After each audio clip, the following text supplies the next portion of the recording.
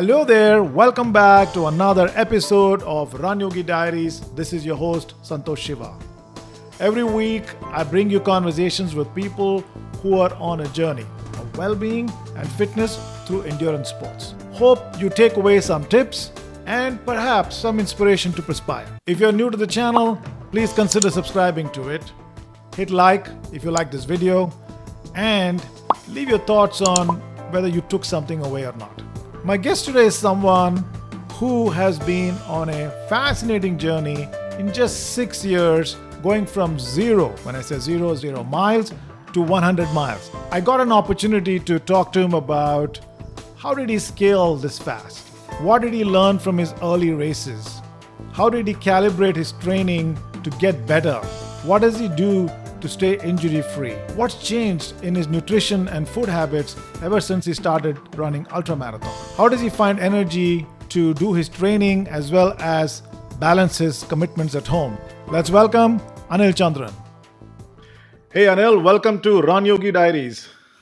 Thank you. It's a pleasure to be here. Yeah, absolutely. It's a pleasure is mine as well. You have such a fascinating story of not running to becoming an ultra runner, which is very inspiring. So we're going to get into that, the hows and whys, and so our listeners can maybe take some inspiration from you. So before that, let me hand it back to you and please do a quick introduction, where you live, what you do, and then we'll jump in. Cool. My name is Anil Chandran. I've been a runner for the last 6 years. Before that, professionally, I'm an engineering manager at a international company up here in the Bay Area. I've been here in the Bay Area for the last 21 years, and I moved to the US in 97, and I've been here since then. I have my wife, I have 2 kids. I got college, going to be in college this year, 2021. So we're still deciding on which part of that is the critical run right now. It's nothing else is right. So which college to go to? Yeah, nice. And San Francisco Bay Area for people who are wondering. Exactly. Yeah. Yes, the Silicon Valley area. Yeah. Terrific. So, hey, Anil, thanks for joining this conversation. So let's kind of jump in. Start with how did you get into running? And 6 years back, right? And 6 years you evolved so much. So we'll get into that. But tell us, why did you get into running, and how did somebody inspire you? So did something happen? Give us a sense of what happened. Right. So this is actually it was 6+ ago and years ago, and we were part of a group at a local gym. Actually, it's an Indian community center, and they put together a run for charities and stuff like that called Sevathon. And the Sevathon, we decided to do a 10K. Well, 10K is not a big long distance, right? So it's like 10K, you can go. Me and my wife signed up. We showed up at the race. Start of the race, we started running. 3 miles in, started walking.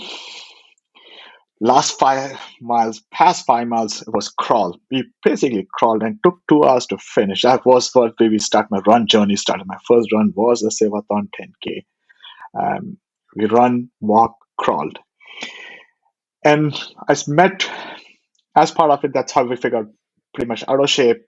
I'm a workaholic, meaning that I work 20 hours plus at times, and it's part of life. Being in IT world, that comes, and I don't know, it's just me and like everybody who works on IT side of your head doesn't. The work-life balance doesn't exist. It does exist in some shape form, but not for the real things. Want to get it done. Yeah. So then I ran into met a friend of mine. Actually, he is another awesome ultra runner, and there's another marathoner. They all are doing it. They are the same age group. We are the same. I could also do it. Tried once, twice. It didn't go well for me personally because I injured myself, and it's just that part of it. The learning of running is something. I stopped. And a friend of mine, actually, she showed up at home and she walks and said, "Hey, Anil, I'm going to sign up for a half marathon training program. You want to come?" I said, "Okay, I'll come." She didn't come. I joined it.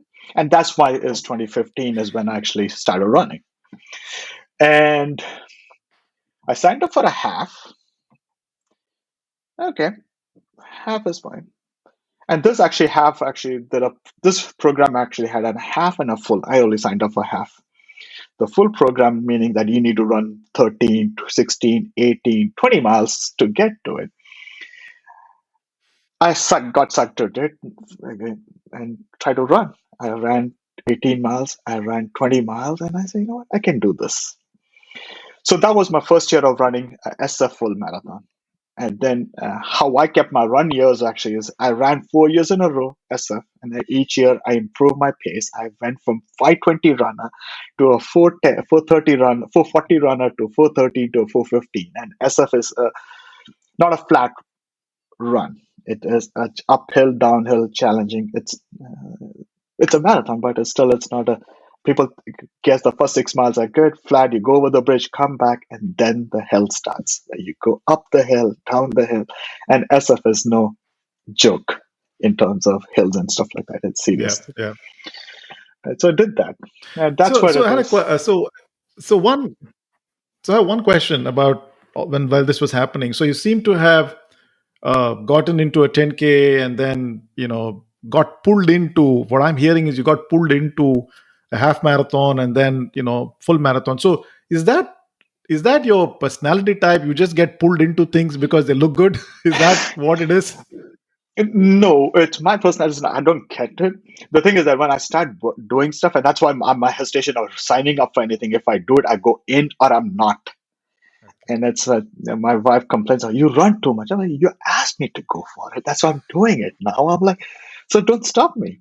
So yeah, we have this at home as like if you're off gone on a Saturday morning, I leave and I will be back. If it's a half, I'll be back in 3 hours or 4 hours because it's a drive. And if it's a 50K, it could be the whole day. Go in the morning at 5 and then come back in the night at 50 miles. Like it's entirely. So I'm gone all Saturdays. I come back on Saturday evening. I'm pretty much done. So uh, so I'm in or I'm out. I don't. It's like it's can't be Yeah, half-ass or not be committed to yeah, it. So yeah, right. yeah. Great Uh, mindset. So right. So that's the challenge. So when I did that, and I'm like, half happened, full happened. So my coach actually, which of the running program was actually he put together a ultra where people come and run a 2.25 of a mile loop and you keep doing it. So there's a 50K, there's a 50 miler, there's a 100K, and there's a 100 miler. So 36 hours generous. It's a loop. You can come back. You'll get aid stations. So you don't have to worry too much. And it was a month, 2 months after. Now I've done 26. I've done my longest run for a 50K. Why can't I just go to 50K? And in the same year where I did, actually 2015, I ran a half. I ran two halves, a full, and a 50K. And that was it. Then I started doing, I was like, 50K is good enough. I can do it. And figured out back, and you have to start listening to your body too. And when you start running, and it's that 50K was the stretch at that point. I pulled my ITBs, cramped up most of the race. I walked rather than run. And it was a challenge. So I pushed myself to the limit, and I pulled back. I started to sign up for half marathons, and it was trails actually. It's not the surface half marathons and trails in the Bay, in the San Francisco Bay Area. There's so many trails and so many race companies and so many races to go. I signed up every other week or every other 2 weeks. I'm running a half. I ran so many halves around those areas, and now I know the trails around them. If I go with anybody knowing, it's like people drive up and say, "I know that exit because I know how to get to it." So all the trails around the area I know, and I ran all the halves around here. Then I started looking up and I said, So at this point, you're hooked. Basically, you're hooked.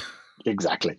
So I got hooked onto running, and I'm running halves, and it's not even full was too much of a distance to go to. I'm like, okay, met a lot of great people along the way, and a, a good friend of mine actually called CJ Charanjit Taliwal. If you look him up, he's by himself actually in a different league for us. He ran. Brazil 135. He came and ran bad water behind it. So I got inspired. Well, CJ is doing it. He's as old as I am, or maybe younger than me. He can do it. So why not? So I come about, and there is a 50 miler called Northwest 50 miler. I signed up for that one, and that's what I started to train for the ultras, and actually meaning that running up the trails, running up hills, and running, getting a leg to be trail ready to be running that. I, if you look up any of the races before that and any of the trackers, actually, I had good pace going into. I built myself to run that 50 miler. And that 50 miler I did complete, but getting my ass whooped on it because the first 20 miles I zipped through because I had that stuff, trained for it. The next 30 miles it took. The first 20 miles, 3 hours, something you were done. Then the next 8 hours was just hauling myself all through the hills of the Marine Headlands to finish it. I cramped, I paid my price, and that's why I realized how to you even sustain yourself for the long distances like the 50 or 10, 100 Ks or 100 milers, and you need to do it. Sorry, I had a guest, in my show who once said that the first race, first ultra, is you. It's probably your first training run. That's where you're going to learn everything. No matter how much training you do, that's where you're going to learn. And looks like that was your experience Oh, too. yeah. Yeah. 50, as I said, 50K doesn't count as much, and though it's an ultra, but actually the distance of the time taken to do it is a 50 miler is like 11 hours up and down on it, and you have nobody else. And because of my personality, I don't ask for help from anybody, so I don't have a crew or a pacer. So I pack everything in my bags and drop bags, and I have my mental prep done for the distance. And the reason is actually is I've been going to all these halves by myself. I leave in the morning, come back in the evening, and I do that stuff. And I always have my uh, what I call as a cheat sheet, where which distance should I be on at a given time. So I prep myself for that race, and I keep myself okay. I know how I'm going to do it because I'm not a super fast guy. I'm a back of the pack of just in front of somebody. I'm not coming at last, but so I prep myself doing it, and that's the where I learned a lot of that stuff. So going 50 miler was more of a like a self-paced self-crewed. There's aid station stuff like that. I use that, but it's just that I don't have anybody else outside of telling me how you're behind, you're fast. I know how to pull myself in mentally. I'm getting it there. Cool. So you did the 50 miler, and then what happened? You learned your lesson. Did you I sign up learned for my the next lesson. 50 immediately, or I what happened? no, actually, then I started looking up the races in the neighborhood, meaning that in the near where I can drive up and say. The next one I think was the American River 50 miler. It was sold as a rolling hill 50 miler. Again, it's the same thing. The first 20 miles is easy peasy because it's the first 20 miles is all on the Folsom flats. It's a rolling. It's on the street side of the road, where on the trails on it, which is flat. Once you get past the 25 miler is when the real thing starts. By then you've wasted all the stuff. Your legs are all shattered just because you ran too fast for it. Right? When you get to the trail, you have no legs. That one was like the first real test to see is how you pull yourself out from the lows of running, meaning that um, you have low on energy, you're running low on morale and everything else. I'm like, how do you get to? And this race also is funny is that is the first 47 miles is all good. It's the rolling hills and flats and stuff like that. The last 3 miles are like this uphill. And if you look, the elevation is that you realize, oh shit, I need to get to the next 3 miles. And I ran this race twice now. And I know how to get to that race and run it. But the first one you get it looking up and I'm like, crap, I need to do this. Yeah. Yeah, so to sign up for a few 50 milers, and I think North Face one, and actually I did that. Did JFK 50 miler, which is the oldest 50 mile on the East Coast. Actually, did that. My other challenge I was actually, because I do started looking at 50 miles looks like easy, so I start up and I like, what can I do internationally? And I signed up for Comrades.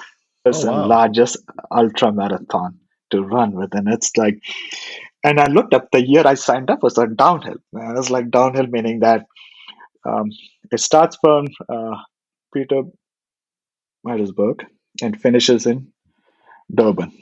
So you have to take a bus, then come back to Durban.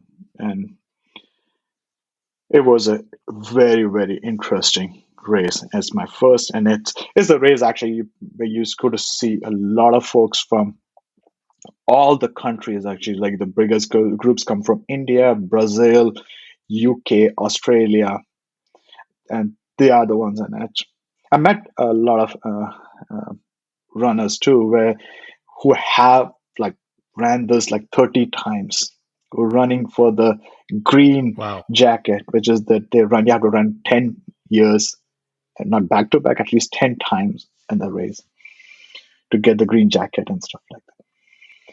It was interesting. It Wow. was a one challenging one too. It's like it's where you actually it's good that you have people all along from the start to finish. You have people on the side of the road, and you see different people, meaning the uh, where you're coming from when you start. It's all like the village and all the uh, countryside, and you're running in towards Durban. Actually, you become more popular, more population, and more cars and stuff like that. So Right. I do want to spend some time on the comrades, but before that, you mentioned something very valuable, which is in your first the American River 50 miler, you learned how to handle a low point, right? You had hit a low. So can you talk to about what is your mantra there? What do you do now to pull yourself up? So if a viewers want to, hey, can I take that as a strategy for me if I am in the middle of a low? See, most happens actually is that is it comes to two factors of running, which is hydration, and nutrition, and if you um, don't take care of those things, you're going to hit the low, because the moment you hit the low energy, you lose all the motivation you had. You lose the mental aspects of to see, because you're low on energy. So what I do actually is that is nowadays when I run, I actually have sugar with me all the time. The sugar is a good and a bad part of it. The good part of it is it's instant energy and instant you get alert and everything else. The bad part of it actually that is the moment you get in the sugar and you keep body doesn't get the sugar at the regular intervals, you say, hey, give me sugar, you're gonna go hit the sugar crush again and you're gonna be in that. So I do keep that in mind, and I also make sure that I start consuming more uh, things like eat at the aid station more than I want to, because you're not feeling, but you stuff yourself. Try to put more energy into your and things doing training now. Also, just try to carry something, but not to have it. But the moment you think you're going to hit it, have it, so that you're never. You can always pull yourself out of that dip or the crash you had, and it get back in place. And it's just as a, like it's a training, how you train it, use your body to and most of the stuff happens when you do long runs. When you run for a 1 hour at like a 10K or a 20K, it's not going to get there. You don't feel it. But the moment you run for more than a half, like 15 miles, 20 miles, is when you start to need to put stuff in your body as you go along, and you train for it. You just can't show up for a 50 mile just and think you can do it because your full was good enough. Because fulls are deceivingly uh, easy to run, because every 2 miles there is a water or a aid station for you. If you're not doing your what they call a fat ass runs, but on a course you have water, you get bananas at 13 miles, you get other stuff, but when you're running for 50 miles, there's nothing for 10 miles. There are no aid stations. There are nothing. So how do Got it. you pack for the 20 miles or 10 miles to do that? So Got it. that's Got it. No, that makes mentally sense. you pull up. Absolutely. No, that makes sense. Sorry. Now, coming back to Comrade, you were talking about Comrade. That Comrade is definitely on many people's bucket list. And, it's also what I've read. This is one of the toughest, um, probably one of the toughest ultras, right? 52 miles, correct? Two full It's marathons back to 90K. back? It's 90K. 90K. It's a 90K race, and because that's a distance between Petermaritzburg and Durban, and that's the race. And actually, it's point to point.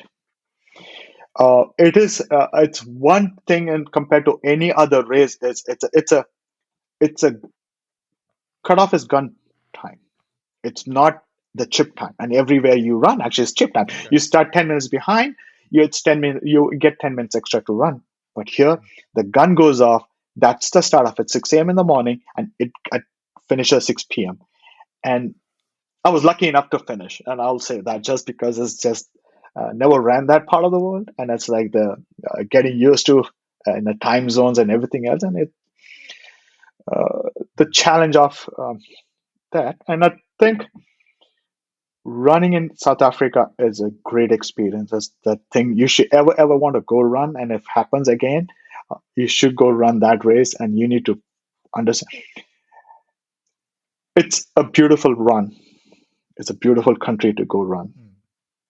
And it's not just it's the whatever the history over there is just for the people. You should go. Everybody was nice. Everybody's like it's any other part of the world. You have the bad parts of it and good parts of it.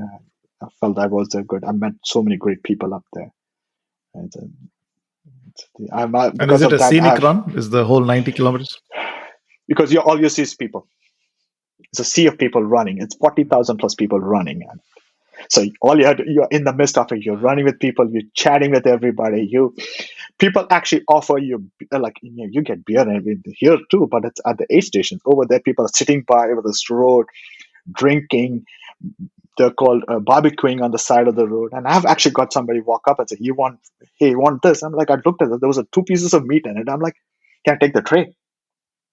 I took the tray because there was a two left on it. Took the tray, took it as a plate. Actually, used it and trashed it on the way to uh, the tray on the way.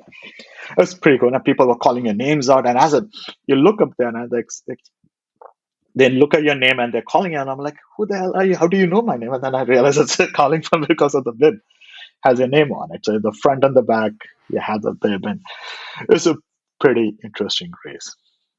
Right? And Terrific, terrific. So make a note, guys. yeah, Comrades. Comrades is a pretty Yep. cool race. Go on. So Comrades happened, and then you continued, and then did the 100 miler about a few years Right. back, right? How did Yeah, that I ran happen? 100 milers. I'll get to 100 miles. Before that, I want to get to is the 100 Ks because the graduation happens 50K to 50 miler and 50 miler to 100K is the graduation. I think there's a race up here, and this is the one actually you run in sub 16, sub 17. No, the 17 is ago. Sub 16, you get a ticket to put your name into the Western States Lottery. That's the incentive of running that race. It's like, okay, it's in the neighborhood. It's not that far off. You can. It's the race starts at 4:30 morning. All you have to get there is at 4 in the morning. You don't have to book a place, fly to a point. It's in the backyard. So I ran the race 3 times, and it's the race starts in a parking lot. It's called Hacienda, and it goes on it's a 42-mile loop when you come back to the parking lot, and then you got to run another 20 miles off it. First year I ran, I came to the parking lot. I was so tired. 42 miles, good enough. I'm going home. I did that first year. Second year was like, okay, it can't happen again. I decided not to get sucked into the parking lot thing. It happens. I ran through, and that was my third in a row, and I've done this. I don't want to do this again. The second, when I ran it, that was my 100K. It was, again, it's run. The race happens in May. It's humid as hell, hot as hell. you are fighting all the elements of dehydration and heat, not having enough salt in yourself, all the stuff, cramping, blisters, all that stuff. And how do you make sure that you get through each one of them? Again, I go back the same routine I do for all the races, like segment by segment. My first 17 miles, I make sure I get my stuff in because that's the aid station. Next 25, next 32, 42, 48 is the next station. Then there's the two more after that. And I was cut. And the second time I ran, I was running with the cutoffs. Like, yeah, cutoffs at the end of towards the end of the race. Actually, there are very hard cutoffs, and you have to pass the aid station to stay in the race. Otherwise, they pull you out. And everyone I ran, and this one actually was running with a lady. Actually, we both ran just a minute before cutoffs. And the last aid station, we were like a minute behind. We got to the guys. I see the aid station captain calling, "You better leave now, or I'm going to pull you out." And we were like rushing through. Um, so I ran 200 Ks, and both of them was like as a finish. I finished two of them, and as the ones I used my experience to figure out, because the challenge on getting to 100 miles is how do we get to the 60 mile, which is 100K. So once you get to the 60K, is next you got 40 miles to go. And the 60 miles is 16 hours of running. That means you got 40 miles. And how long would that take? Right? And most races are like 36-hour cutoffs in almost every race. Mhm. So when I get to it, I'm like, I put mentally, I'm like, how do I get past that barrier of 16 hours and 20 hours? And then start overdoing it. So I met some folks who actually were timekeepers at Javalina. We otherwise called a JJ 100. Javalina Jundred is what it is called. It's in Arizona. Uh, and they all said is that all you have to, it's a 5 loops thing. And you need to get through the first 3 loops. If you get through the first 3 loops, you're home. I'm like, what are you talking about? I still got 40 miles to go. So the thing is, actually, this race starts early in the morning at 5 in the morning. You go through the first loop is 22 miles. That's the longest of the loop. If you do it 4 hours, you're at 10 in the morning, right? The first loop gets done, right? You start the second loop, it's in the thick of the sun. It's hot, and you got it. It's open. You're running in that. So by the time you get to it, you're in the 2 o'clock, 3 o'clock window for the finishing the second loop. Now you have to get to the third loop. That is by the sun goes down and you get it cooler. Then you got, and then I realized what that meant. As you got to finish the 30, 60 milers in the sun. Once you get through it, it's night. It's cooler. You have little more uh, little things to worry about than other than heat. Anything else is just nutrition and hydration is what you need to go through. So I did that, and took about 28 hours for me to finish. But that was the race I really liked it. And if I were to go back, I would go back and do JJ. I thought I want to do it this year, but I don't think I have the time to do it because there are other things I had planned for it at the same time window. Okay, but that's a race to So, go for. jumping from a 60 miler or a 100K to 100 miler definitely is a jump in terms of mindset. But what about training and the physiological part of it? What did you have to do differently?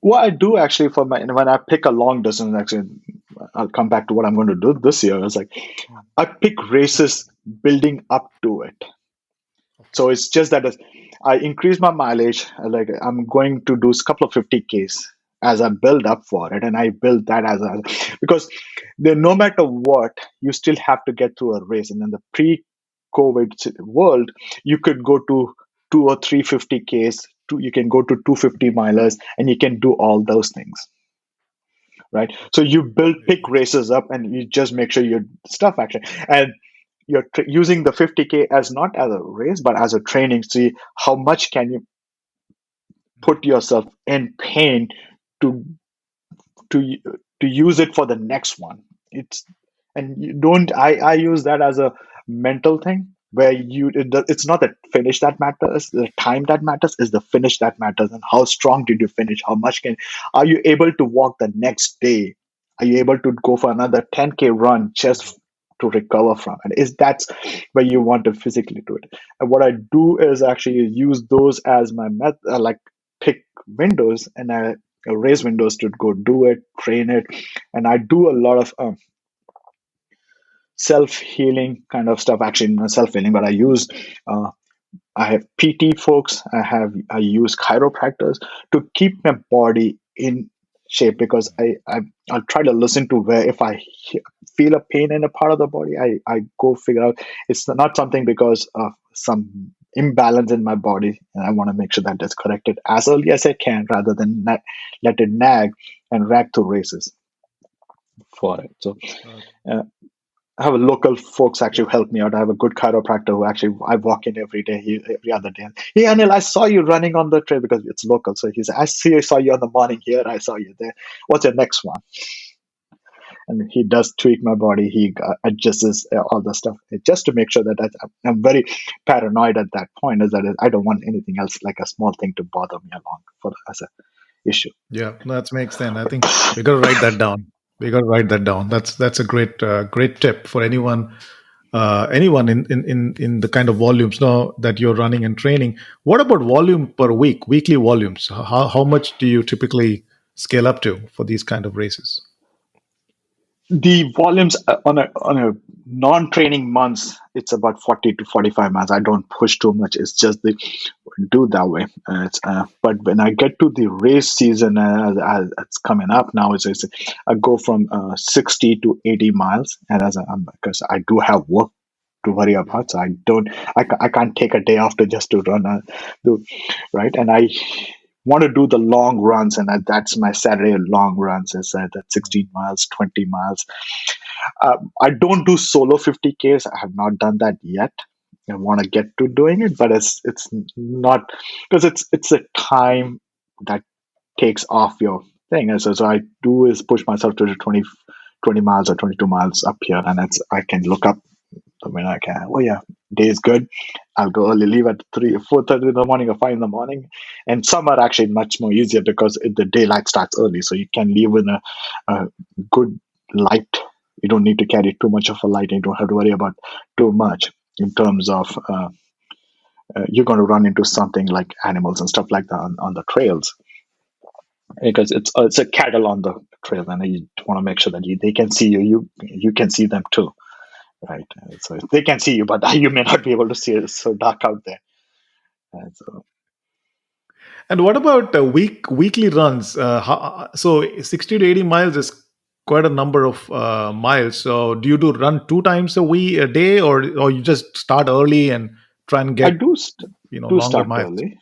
Yeah, I do actually. So my typical runs about I can go up to 10 miles, and on a street I can do it, and I do a 10 miler, or otherwise I put in and I do a 10K on the trails. So it's a 10K on the trails, or a street is 10 miles, which is in the same time frame I run in, my time taken to run. So I do about 4 to 5 runs a week. That's if minus the long runs on a Saturday, and it just I just balance it out and say it's how much I want to do it. Right? It's not every week is that, and just I just pick up on a gradual, and that's the 80 60 80 60, and do that way, so that there is a your body is also recovering at that point. Actually, not want to keep that. You can't keep at my age. I can't keep doing it, because it's a long things I need to long term I need to worry about, rather than the short. Okay, I got 6 months to train and I'm done with it. Right. Yeah. What about cross training? Do you do any kind of cross training or I do. strengthening? I do. I do a weights a lot. I do weight training. because that's what it helps you with that. I do a lot of while the gyms were open, I was doing weighted squats. I do those because that's one thing I feel my legs need to be strong enough to push. So I do a lot of weights training. I do a lot of upper body training on that. My most of my leg actually I use is on the trails where I want to like push myself. So my most of my leg training is up there. Yeah. Uh, but I do cross training in terms of just push ups, sit ups, and all those things that you know, typical hit program routines. I do it. Right? The key in it actually is doing that consistently, at least twice a week, to do it. Right, because you're running so much, it's like, how do you balance? So the low volume days or no volume days, no run days actually turns into a workout days. Actually, yeah, that's why I do. Yeah, yeah, makes sense. That is so nice. So congratulations on the Javelina. That's such a fascinating journey, Anil. That in a matter of 6 years, you've scaled it yourself to 100 miler. I mean, you know, people talk about 100 miler now very casually because a lot of people are doing it. But man, 100 miles, it's a lot by any standards, right? And it's amazing. The good part for me was actually I'm in a we I'm in a run group where actually there are few set of folks actually who do this. So I don't see myself extraordinary. Like I ran 100 miles. I'm in midst of people who have run 200 miles, 240 miles, and you have met some of my running friends too. Right?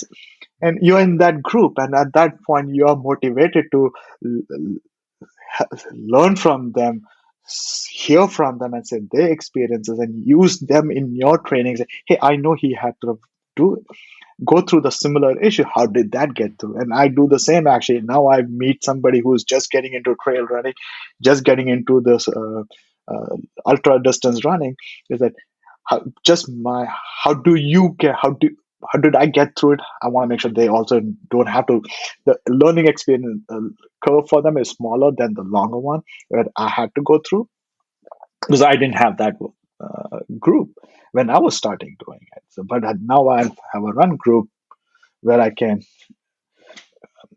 ask them, how do I get to it? If they and we talk a lot as a chats on we have a social on now it's web all Zoom meetings and stuff like we just talk through all those things and again we chat about it and do it.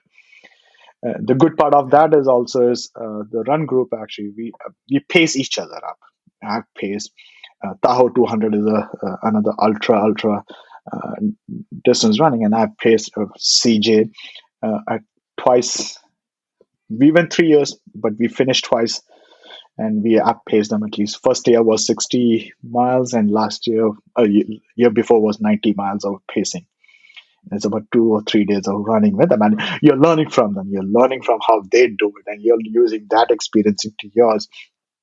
It's their race, so you need to be patient with them, and how you want to be a role model for next time you are running, and you need somebody to pace you. That is how you deal with them too.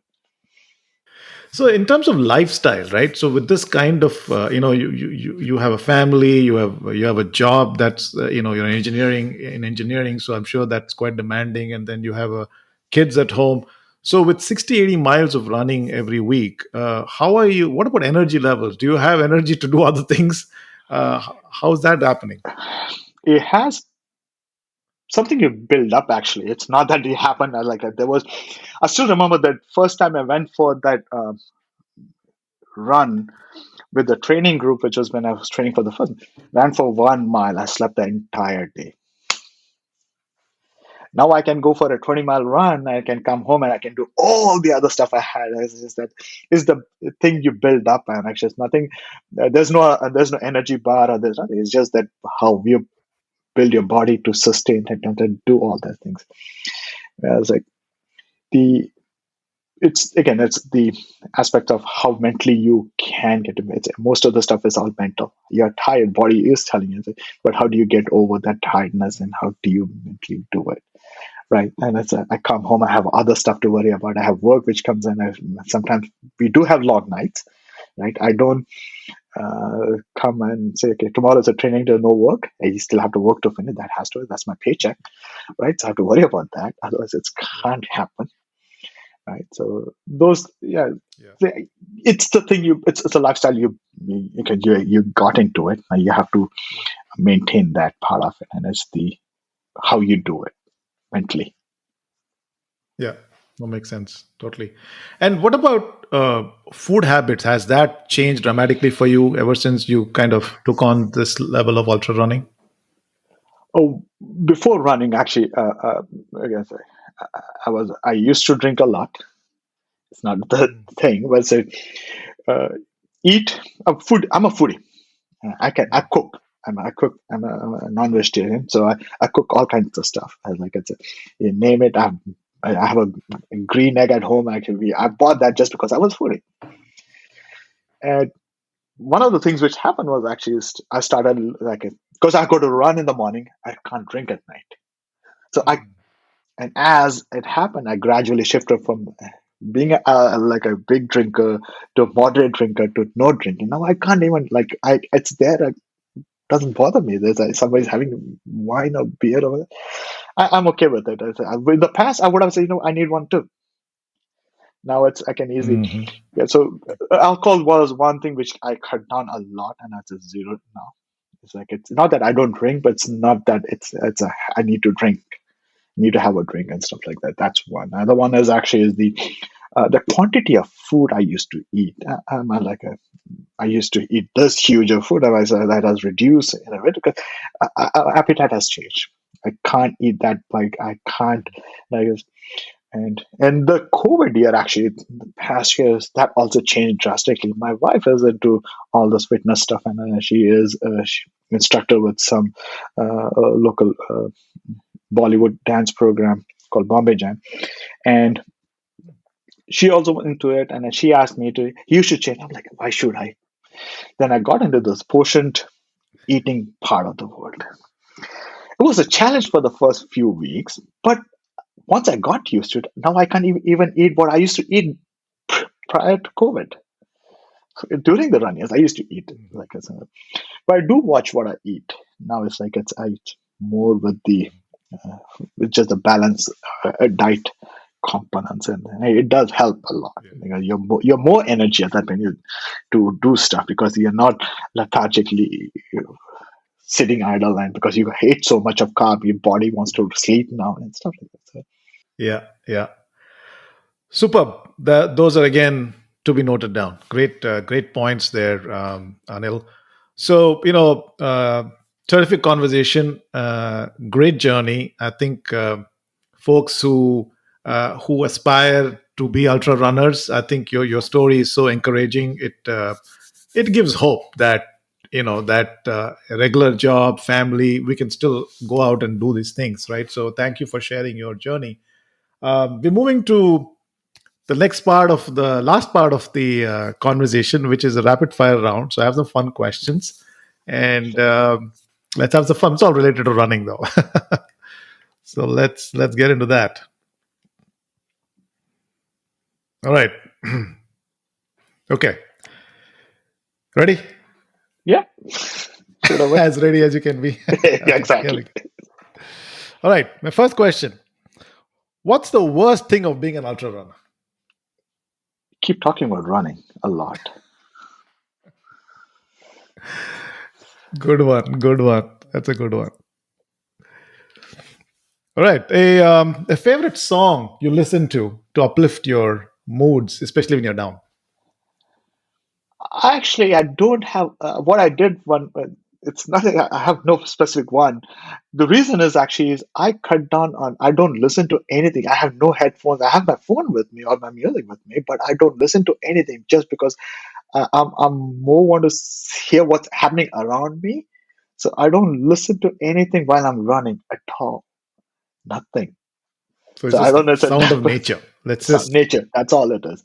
Like listen to everything happens and sound of stuff. nature. Right. So drinking water, do you like it ice cold or lukewarm? Plain. Nothing. No, no ice at all. Drinking lukewarm, Just like lukewarm. temperature. Just Right? temperature water. Electrolytes. Do you like to drink it or you like to swallow a capsule? Drink it. Drink. So is there any favorite you have? Uh, I'm more into the lemon-based flavored drinks. So when I come home, I just pretty much salt and lemon and sugar. That's my electrolyte. If I'm on the street, if I'm on trails and stuff like that, I have my own. What's it, the naked ones? That's much more easier to use.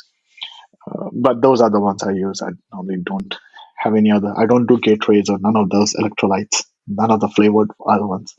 Okay. Natural ones. Cool. Nice. Shoes. Maximal cushioning or minimalist? I'm a zero drop ultra running shoe guy. So that's what I use. So let's see, got used to it actually as a zero drop shoes. I don't use any other shoes. I don't wear my shoes outside of running. If I come to the trailhead, shoes comes off. I go in my slippers and I'm done with it. I'm more with All right. natural zero Minimalist. Yeah. minimalist. Makes sense. What's your favorite running gadget? My watch. Which That's one the do you only. use? I had few. My latest one is the Koros Pro, just because of the battery it has. So I use that as my run watch, and I don't have to bother too much. I need to worry about the next race, which is when I need a 90 hours of back charge. But this one, all the other ones are shorter, so it gets through it. So Chorus Pro is what I use. So that's you did very well, Anil, on the rapid fire. Great answers. So we're kind of coming to a wrap up here. Anything you want to say as a final wrap up comment? No, it was a journey. Actually, it's a change. I don't know if I see myself as an inspiration to anybody else, but I feel myself like I've been lucky enough to surround with a great set of people who motivate each other to do those things. Especially at home, my wife is the one actually who pushes me to go do it. She regrets she pushed me to running, but it's a good thing. Actually, it's not that. Now she also got hooked onto hiking, so I now help them with because all the trails I know. So I go with them for where they hike, I run. Take the same time to finish, so we come back to the car. So it's more of a time together when we are doing all these things. So, Anil, thanks for taking the time out and joining me in this conversation today and sharing your life. Wish you a wonderful year in Ultra this year, and have a wonderful weekend. thank you, sir. Thanks a lot.